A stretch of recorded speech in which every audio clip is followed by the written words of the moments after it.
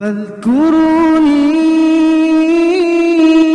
أذكركم واشكروا لي ولا تكفرون. Assalamualaikum warahmatullahi wabarakatuh. Bismillahirrahmanirrahim. Kembali lagi di channel saya Sofiullah HS, berbagi cerita hikmah dan unik.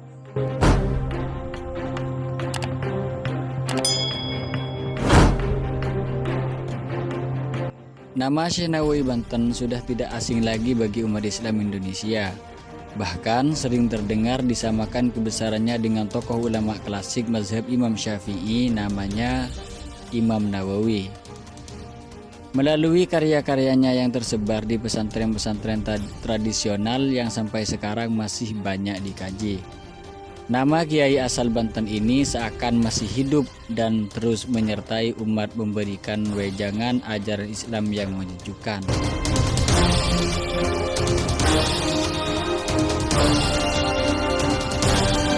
Di setiap majelis taklim, karyanya selalu dijadikan rujukan utama dalam berbagai ilmu, mulai dari ilmu tauhid, fikih, tasawuf, sampai tafsir.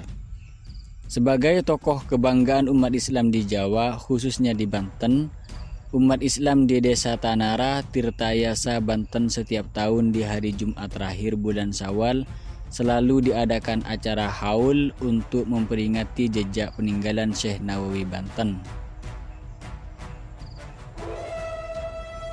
Karomahnya mulai terlihat yaitu saat dia mengunjungi salah satu masjid di Jakarta, yakni Masjid Pekojan.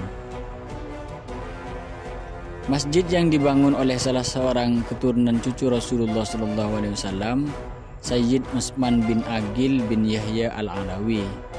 Ulama dan mufti Betawi ini ternyata memiliki kiblat yang salah, padahal yang menentukan kiblat masjid itu adalah Sayyid Utsman sendiri.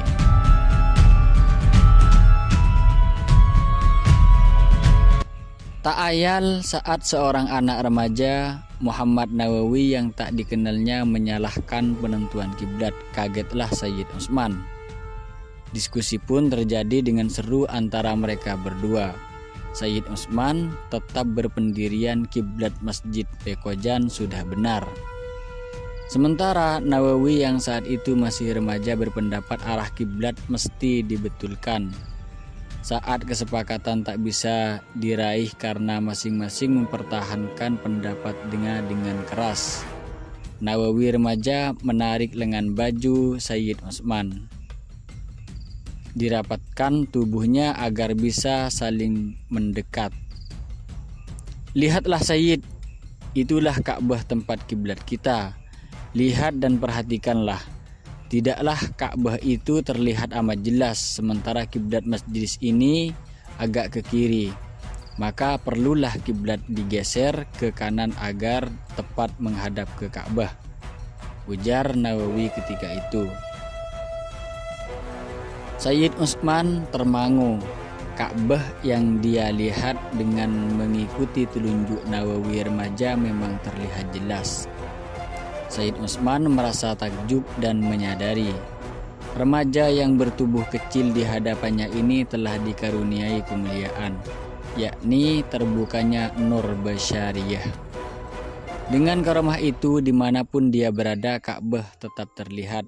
Dengan penuh hormat, Sayyid Utsman langsung memeluk tubuh kecil beliau. Diceritakan juga Syekh Nawawi memiliki karomah. Di antara karomah beliau adalah saat menulis syarah kitab Bidayatul Hidayah karya Imam Ghazali, lampu minyak beliau padam. Padahal saat itu sedang dalam perjalanan dengan unta, tapi di jalan pun ia tetap menulis.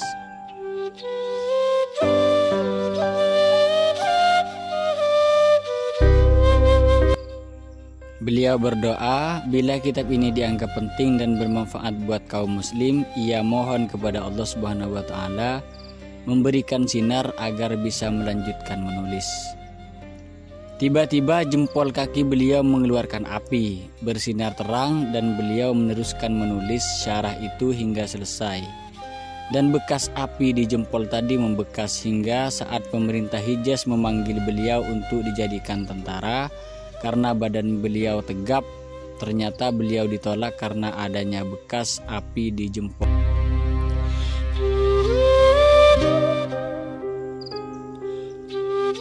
Karamah yang lain tampak saat beberapa tahun setelah beliau wafat.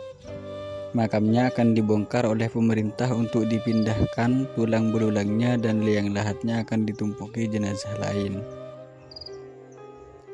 Saat itu para petugas mengurungkan niatnya sebab jenazah Syekh Nawawi beserta kafannya masih utuh walaupun sudah bertahun-tahun dikubur. Kiai Haji Hasyim Asy'ari sering disebut sebagai tokoh yang tidak bisa dilepaskan dari sejarah berdirinya NU. Maka Syekh Nawawi adalah guru utamanya.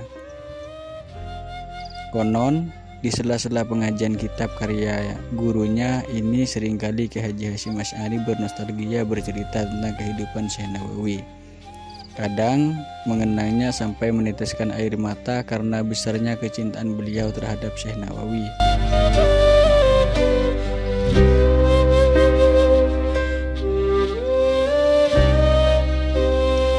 Suatu hari ketika dalam perjalanan Syekh Nawawi mampir istirahat di sebuah tempat.